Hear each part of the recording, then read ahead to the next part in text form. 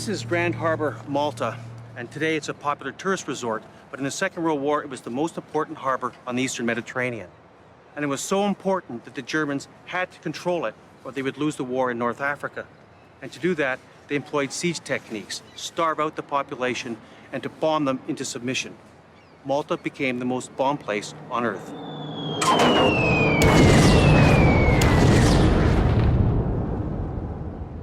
We've come back to Malta to tell the story of the Great Siege, one of the most important battles of the Second World War. We want to look into the people who are here, the civilians, the gunners, the Navy and the Merchant Navy, and of course the legendary fighter pilots who won the Siege of Malta.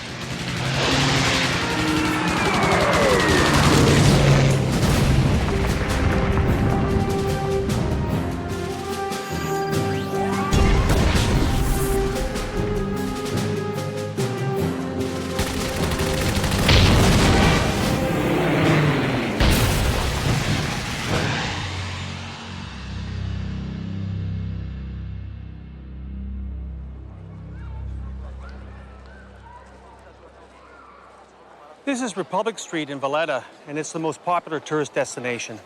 The tourists come to Malta for a lot of reasons. One is to buy stuff from the shops, the great tourist trinkets.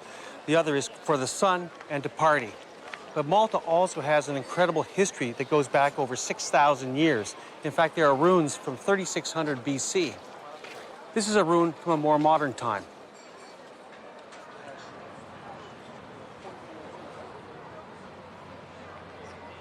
This is not a Roman ruin.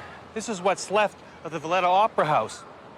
It was carpet bombed by the Germans in April 1942, and much of Malta was like this. This was a beautiful building. Here you can see what's left of one of the columns from the Grand Opera House. You can see where the bombs or shrapnel, really fragments from the bomb, would have taken off a piece of it. And this is really a symbol of what happened to Malta during the Second World War. The most severe raids took place in 1942, but the first one came over with the Italians on June 11th, 1940.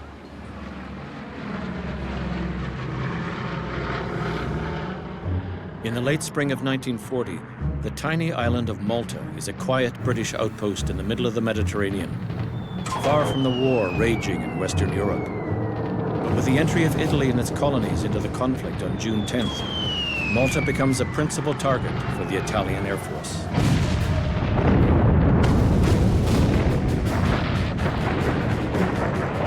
The island now lies at the heart of a vast Axis empire. To the south, some 250,000 Italian and colonial troops are within striking distance of the oil fields of the Middle East, oil that could fuel the Axis war machine for years to come. Seeing Malta as a threat against the Mediterranean supply lines, Italy unleashes its formidable air force in a bombing campaign against the island. With only 4,000 troops and no fighter aircraft to speak of, Malta is all but written off by Allied command. Now the island's last remaining hope lies with a small force of anti-aircraft gunners.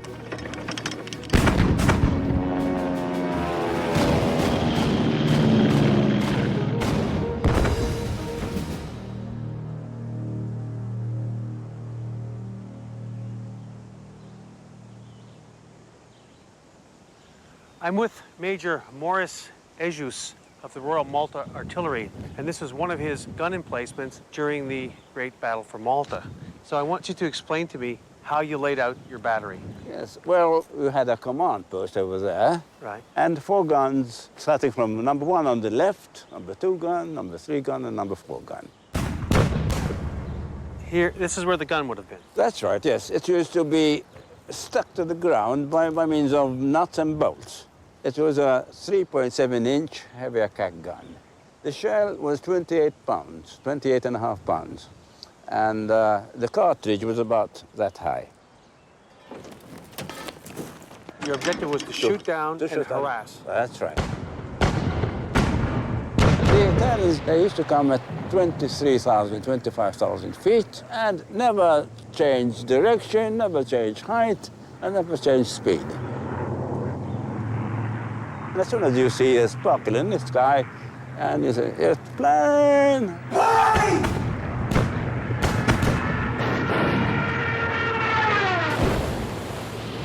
When they get too close and they start a deeper dive, then you can't fire anymore. And the operations room used to order barrage 6,000 feet. Each gun position is given an area in the sky to shoot at. This strategy, known as the box barrage, forces attacking bombers to ascend to higher altitudes over the intended target, hindering their ability to bomb accurately. As planes approach, anti-aircraft units unleash sustained barrages at predetermined angles, creating a box of withering fire that will blast any aircraft attempting to fly through from the sky.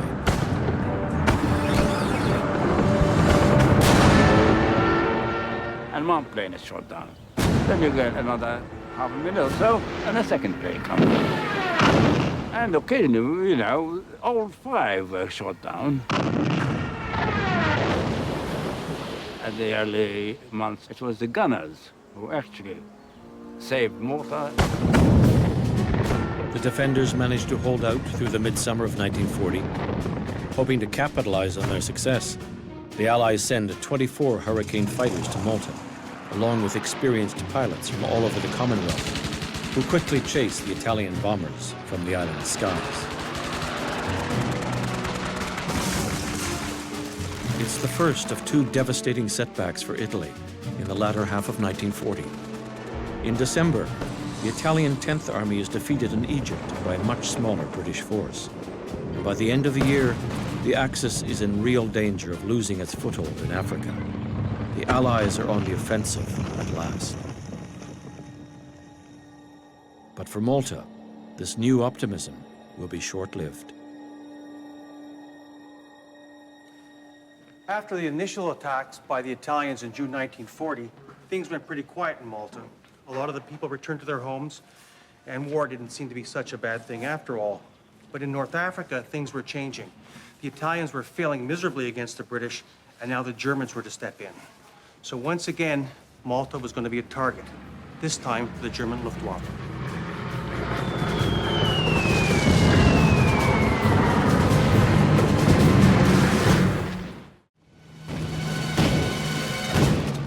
January 1941. A small British-led force on the tiny Mediterranean island of Malta is held out against 6 months of attacks by Italian bombers. With Malta's skies clear, the Allies begin using the island as a base to attack Axis supply shipping bound for North Africa.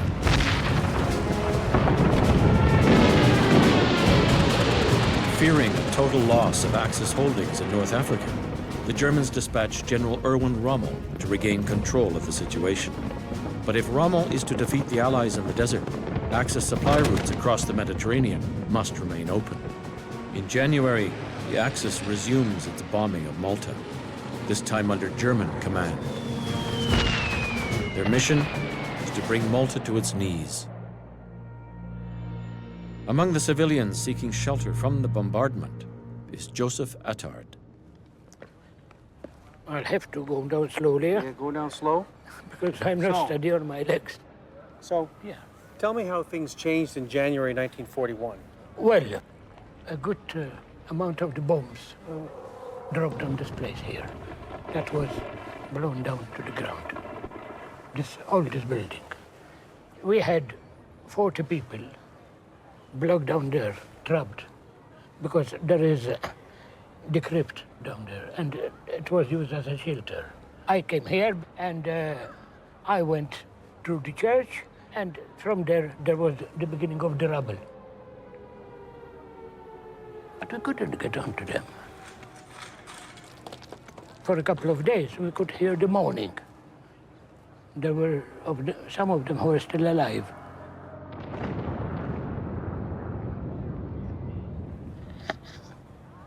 And tears come into my eyes. I was so close to them and yet so far.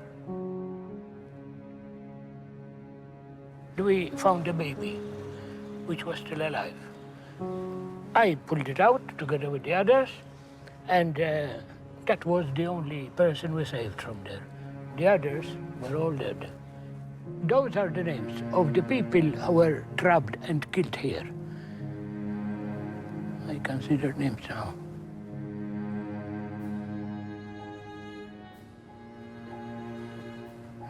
But most of them I know personally, those people. Now, one I know, for example, let me say her name. Got Chettina. Now, Chettina was a young girl of my own age. She had very good looks. I was carrying the baby I saved. It was not my baby. Yes. Chetta. Well, I remember Chetta.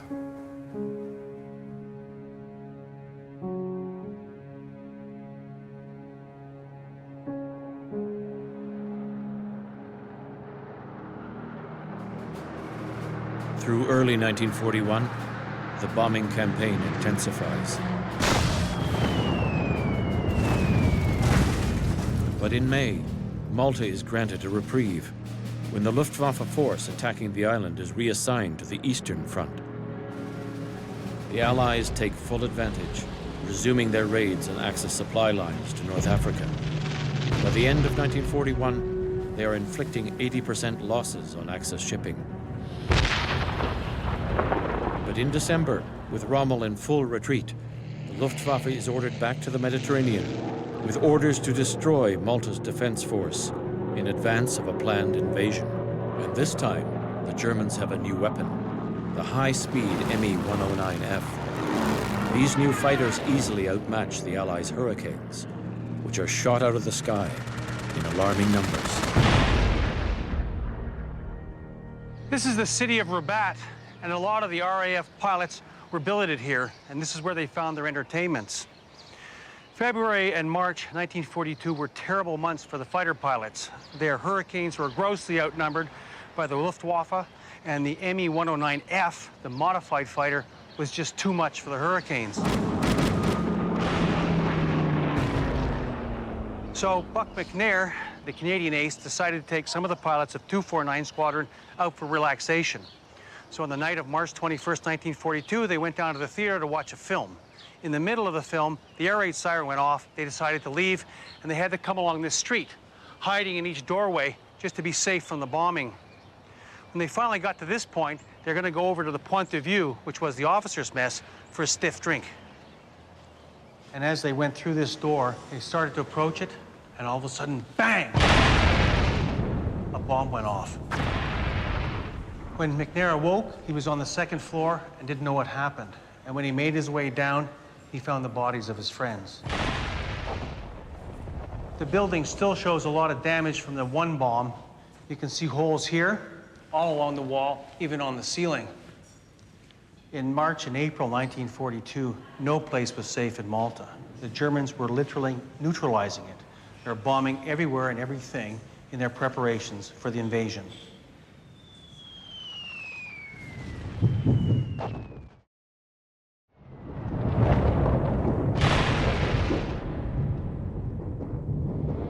The Germans attack the island day and night, bombing harbors, airfields, and civilian targets. Malta's cities and towns are reduced to rubble, forcing virtually the entire population to seek refuge underground.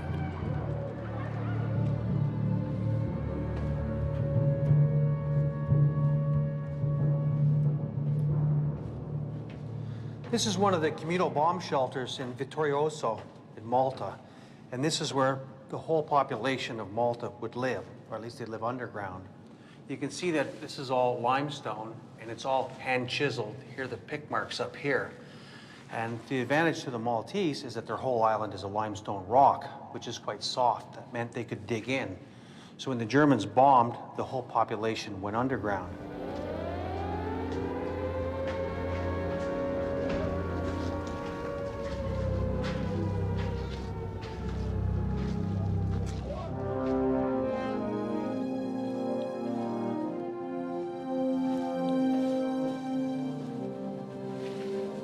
This shelter is about 150 feet underground because it's built into the ramparts of an old fort. And you can see here, this is the sleeping quarters, and you can imagine how cramped the conditions would be and how stale the air. Personally, I don't like small places. I don't know how long I'd last, but I'd much rather be under here than having to face the bombs. These little holes are very well-planned ventilation shafts. And of course, they'd have to drill them all the way through to the top to get some fresh air because the air down here would be totally stale. Even now, with just a couple people around, you can tell it wouldn't be very comfortable. And if you had a whole bunch of people, families, hundreds of people here, they probably couldn't wait to go upstairs. But during April 1942, the Germans were bombing so often, every few hours, that they had to stay down here almost 24 hours a day. They didn't realize it, but the Germans had dubbed Malta the Hornet's Nest, and now they were going to smoke it out. To do this, they brought 600 aircraft, including 300 fighters. Now, the people could stay underground and they'd be protected from the bombs, but that wouldn't save Malta. Malta needed a new fighter. They needed Spitfires.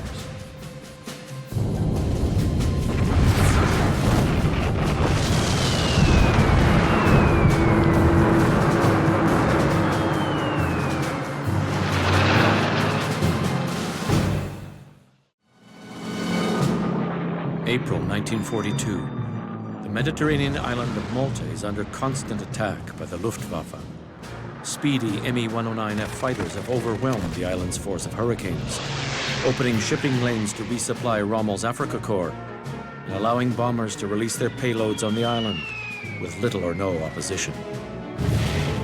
With a few pilots still flying in Malta's defense, death seems only a matter of time as the Luftwaffe hounds them relentlessly.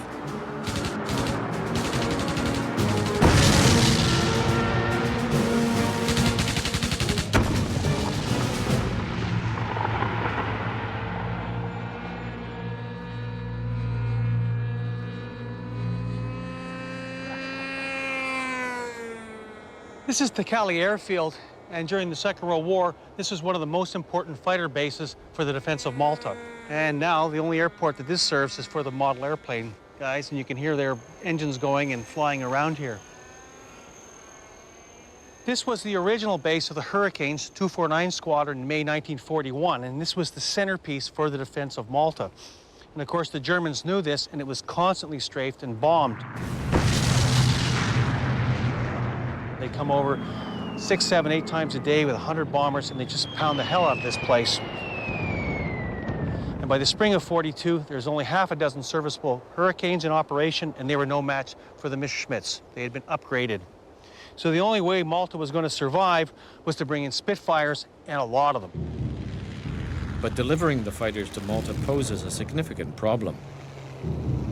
Gibraltar, the nearest British airbase, is 1,200 miles to the west, well beyond the Spitfire's range. The solution is simple but risky.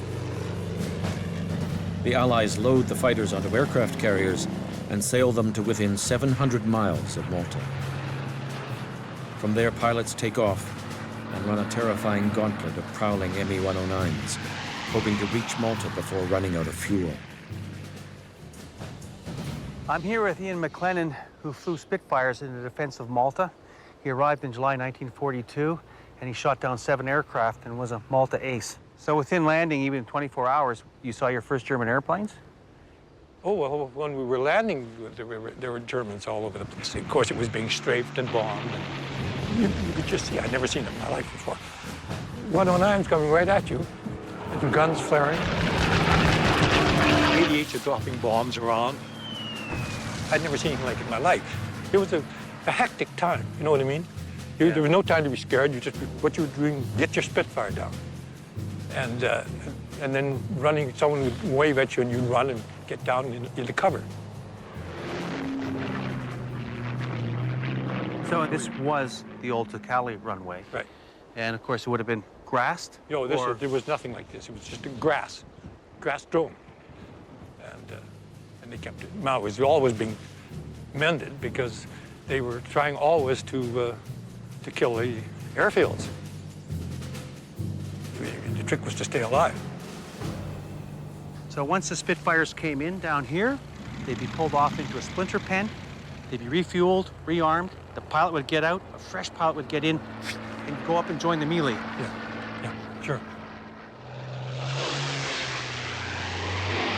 But the ideal thing was to get up to around 30,000 feet, hanging on your props, waiting for the bounce. So they're coming at you from Sicily, and you're sitting in the sun, and they can't see you. You see these tiny little specks.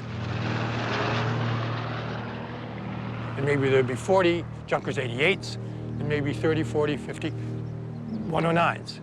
You made sure you gave your guys the best chance for the first bounce, and down we go at them.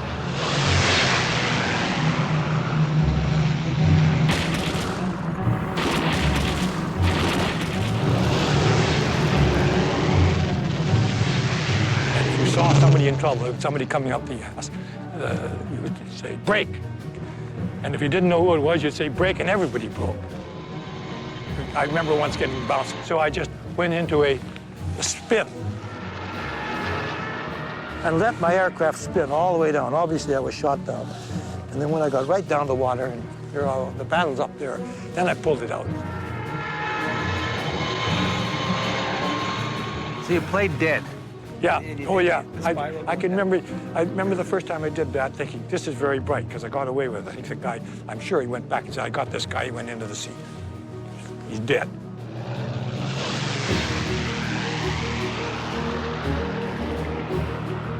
The trick was to get up close, give them a bit of a lead. And if you were flying right behind them, slightly above, coming down.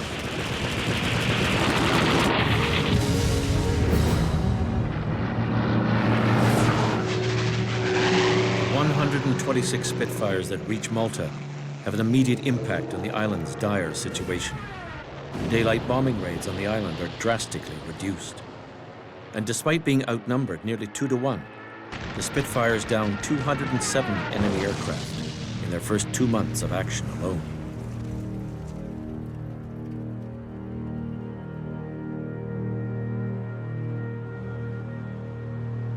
The aircraft that made the difference in the battle for Malta was the Spitfire.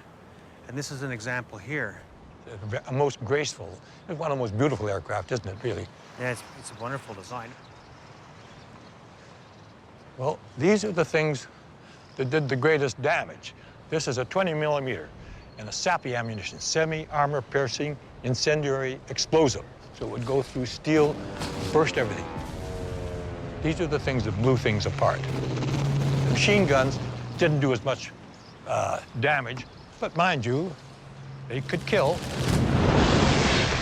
You had 20 seconds, 30 seconds firing. So that means you learn to nurse it.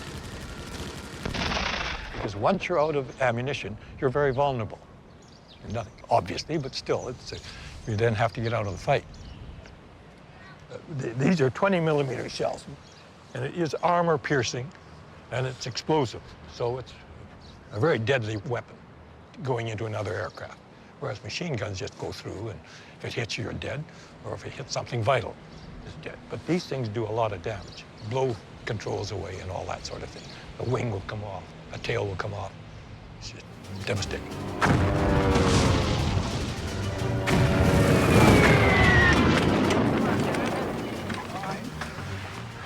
Whoop. Thanks. Okay, you guys, chalks away.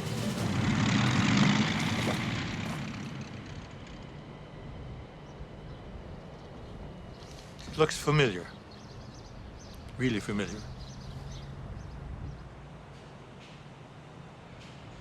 Well, this is the joystick. This is the firing machine. This is, you push that, you get machine guns. Press that, you get everything.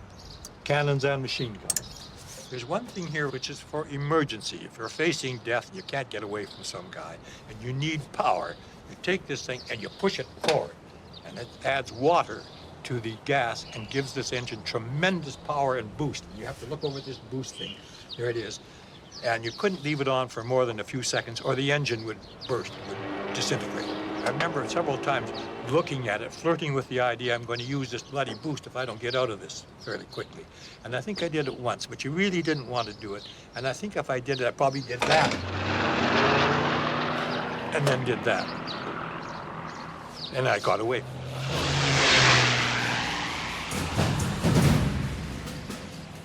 But are you proud to have served on Malta, to have fought on Malta? Well, I guess so, yes.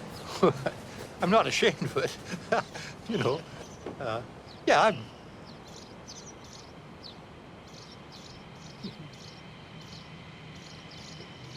yeah, well, there were a lot of guys like me, you know what I mean? Yeah. Despite the best efforts of the newly arrived pilots, Malta's fate still hangs in the balance. In June, 2 supply convoys set out for the island, but Axis forces still control the surrounding sea and skies. Even with heavy escort, only 2 Allied ships managed to arrive safely. By midsummer, with no further relief on the horizon, the island is on the brink of capitulation. The population is down to its last rations and will not be able to hold out through fall. The pilots, too, are feeling the strain, plagued by poor food and extreme lack of sleep.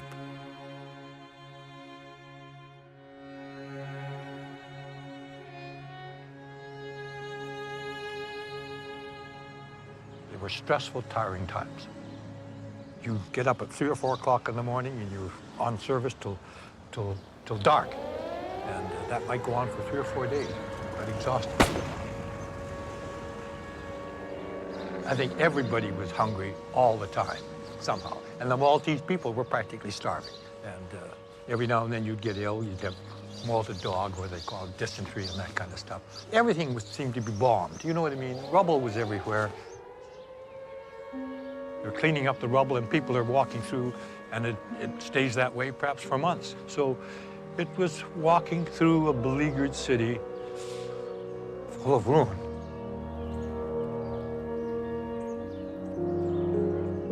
And there were air raid shelters down underneath all this limestone, stairs and everything going down. And I remember on one occasion, I started for it, and then I saw a woman sort of running towards it. And I didn't like feeling it. I think she was terrified. And I thought, she's going to hurt herself. So I started to try to cut her off to reassure her and slow her down. But I missed her, and down she went. And when I went down, she was dead. So, you know, distressing. Very distressing. This was happening all over Malta. Yeah, oh yeah, every day. It was a bad time.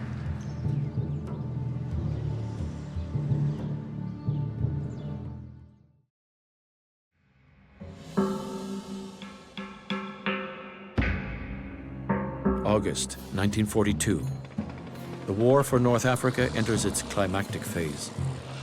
The Allies have stopped the advance of Rommel's Africa Corps at the First Battle of El Alamein, a victory due in great part to Malta-based attacks on Axis supply ships. For the Germans, the situation is now clear. If they hope for a victory in North Africa, it is imperative they eliminate the threat from Malta, once and for all. In the late summer of 1942, dogfights between Spitfires and Me-109s rage over the island, as the Luftwaffe attempts to wear down the outnumbered Allied defenders. This is the Chara Palace in Medina, and now it's a 5-star hotel, but in 1942, it was an officer's mess for 249 Squadron, as well as 1 or 2 other fighter squadrons that served at Takali Airfield. And of course, from this position, you can see Takali Airfield just over here, and the pilots who weren't flying could get an excellent view of the dogfights that would go on. So you'd watch the dogfights, so on your day off? From time to time, yes. You know, you can imagine they're way up there, they're high, and it's fascinating. It's like a small opera, but you can't tell who's who, really. But it can change suddenly. Dogfights varied. There could be 6 Spitfires going after 3 109s strafing right in front of you, under 2,000 feet. Almost you could touch them, you're scared. Guns are blazing or are about to blaze. So it's quite dangerous, and you can hear the bangs and the crashes.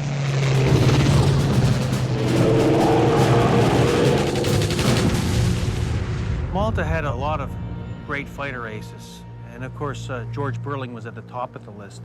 What made him different? Well, that he was a phenomenal fighter pilot. Oh, yeah. You didn't argue about it. The guy was coming down with kills all the time. Nobody else could match it. Nobody. And there were some great fighter pilots in Malta. Burling had great eyesight, you know, the little specks. That, my whole life at that time was little specks. Every time you went up and you were called, you looked towards Sicily for the little specks. I scrambled to take on 2 Junker 88s, escorted by about 20 ME-109s. 2 MEs got the drop on me.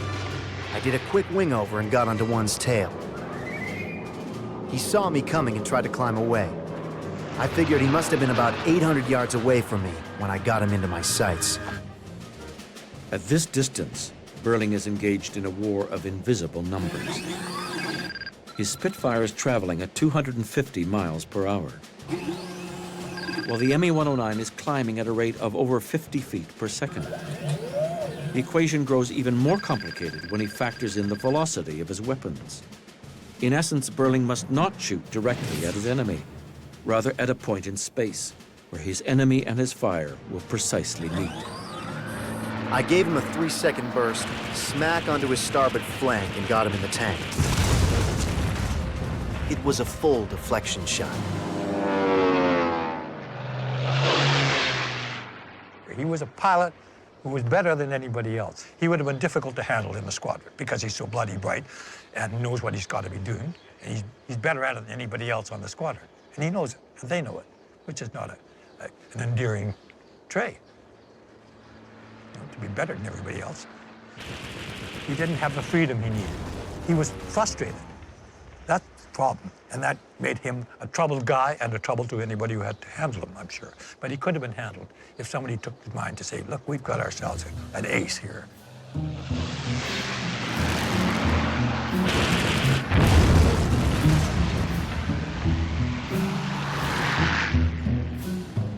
By August, Burling was already a legend in Malta. He had 15 kills. He had at least half a dozen probables and damaged. He was the #1 fighter pilot on Malta. But every pilot knew at some point his number could come up. And on August 8th, 1942, Burling's number came up. A bunch of yellow-nosed ME-109s were waiting for us, and every mother's son of them stayed to fight. I quickly turned to get under one of them and gave him a 2.5-second burst.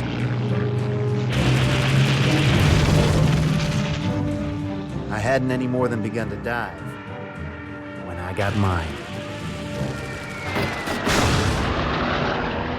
We're trying to find Buzz Burling's crash site of August 8th, 1942.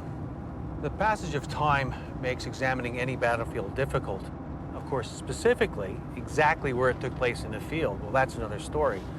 Then you need an eyewitness.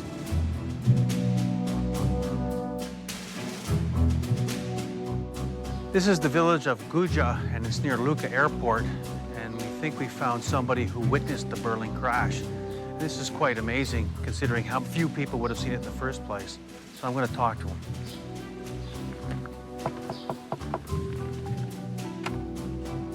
Hello, Joseph. Hi. How are you? What you got for it? I came to find out about the Buzz Burling crash site. You're the eyewitness we're looking for. So, Giuseppe, what did you see when the Spitfire came down? So So he's maneuverable, and he's coming into the ground, close to the ground.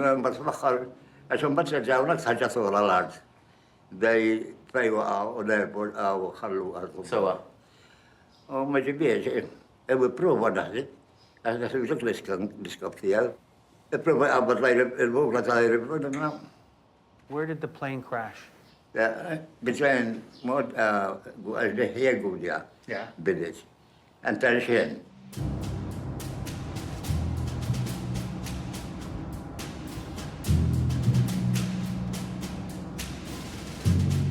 We're just on the outskirts of Guja, and we're going to try to find out where Burling came down in his famous and very lucky crash on August 8, 1942.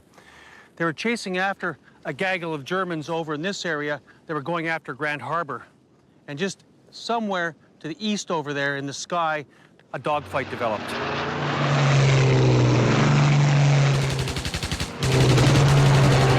Now, Burling had already had 15 kills. He went in, and with some very fine deflection shooting, he had his 16th. The Me-109 went down. The problem was somebody got him, and he got hit in the engine, and his engine cut out and died, and he's stuck in the middle of a dogfight with no engine. The old Merlin wouldn't give me any more than 160 miles an hour and was heating up fast. The Spit was sinking slowly. It begun to look like a bailing job. By the time he gets his harness all set, he's down to 200 feet. He's got to be going about 100 miles an hour. He came down gradually by that church over there. Right ahead, I could see a nice plowed field, about an acre in size, surrounded by low stone walls. Now, the danger here is all these stone walls. If a Spitfire hits one at 100 miles an hour, you're a dead man. I slithered along, cutting the glide fine, but not too fine. It's damned easy to flip these spits and spin in. Gotta try to keep that nose high. Burling's Spitfire came across this field, makes a belly landing, and just as it's about to hit the wall, he tips the wing down, and it stops cold. Climbs out of the cockpit, inspects the plane. He had nothing but a cut. He'd escaped his first dangerous clash with death. He'd lived to fight another day.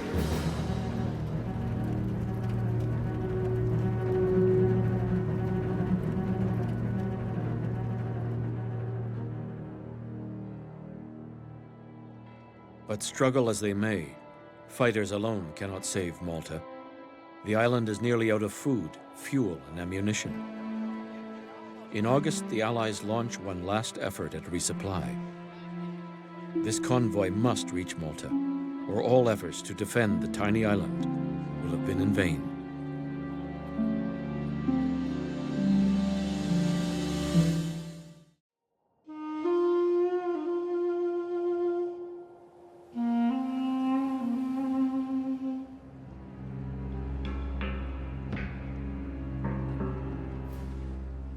By the end of July 1942, Malta was in dire straits.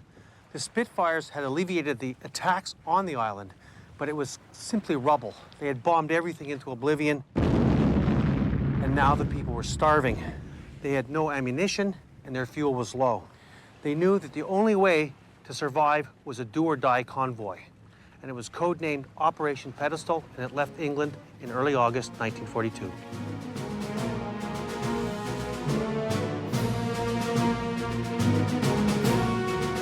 Tensions run high on both sides as the convoy enters the Mediterranean. The Germans know that if they are to conquer North Africa, they must force Malta to surrender. The intercept force lies in wait until the Allied convoy enters the strait between Tunisia and Sicily. There they attack. One by one, the ships of Operation Pedestal are sent to the bottom. But the ultimate prize for Axis gunners is the tanker Ohio, bearing precious fuel for Malta's aircraft. The lightly armed ship struggles forward under murderous fire.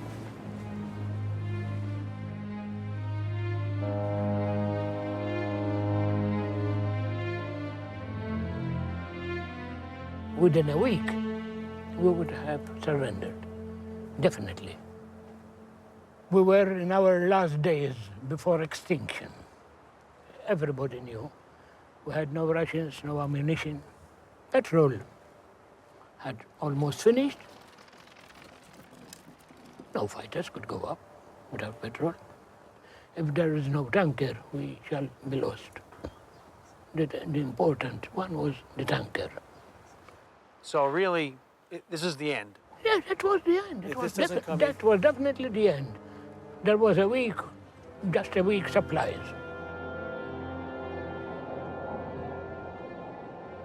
We were just hoping that something comes down from heaven. That's why we call the arrival of the convoy, of the Santa Maria convoy, as a miracle.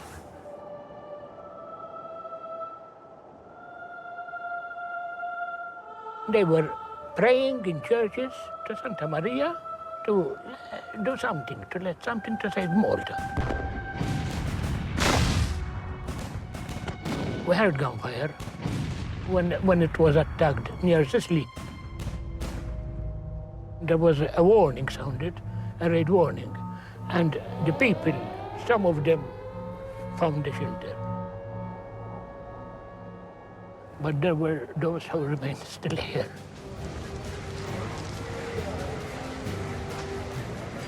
It appeared between the two lighthouses there,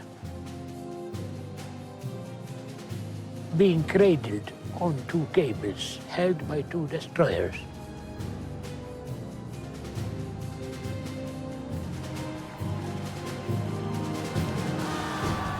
And of course there was the superstructure, all mangled with the bombs and the torpedo. Then everybody followed the Ohio until it went there.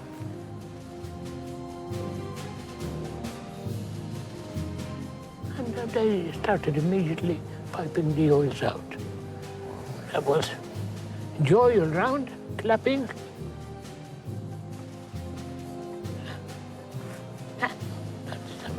It was moving. I think it was the most moving sight in the whole war for us.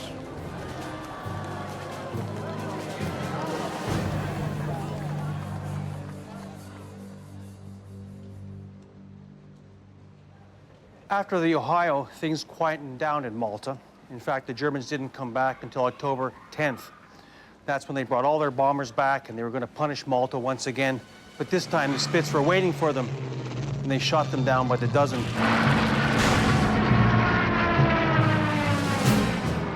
In 5 days, Burling added 8 to his total.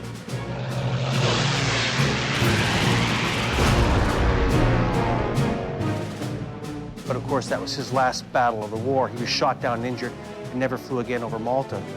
Ian McLennan added 5 to his tally, including 2 junkers in 1 day.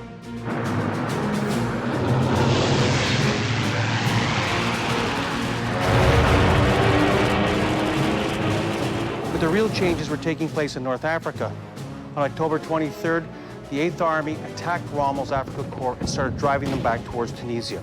In November, the Americans landed in North Africa and they started a pincher movement. And basically, the war in North Africa was over. It was just a matter of time. After 2.5 years of aerial bombardments, the siege of Malta was over.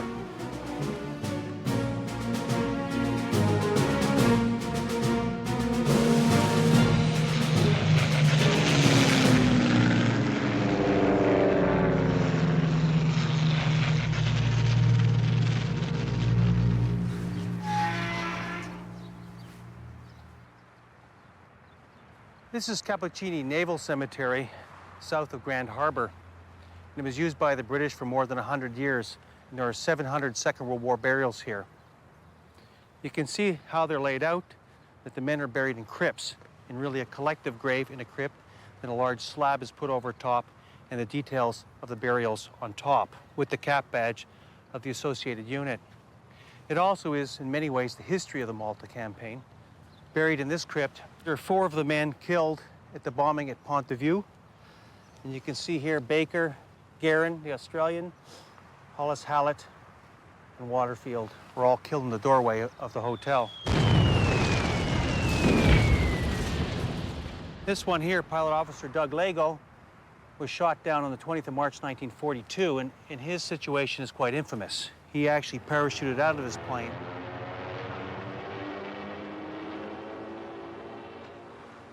The German went over and machine gunned his canopy. So the parachute collapsed and Lago fell to his death.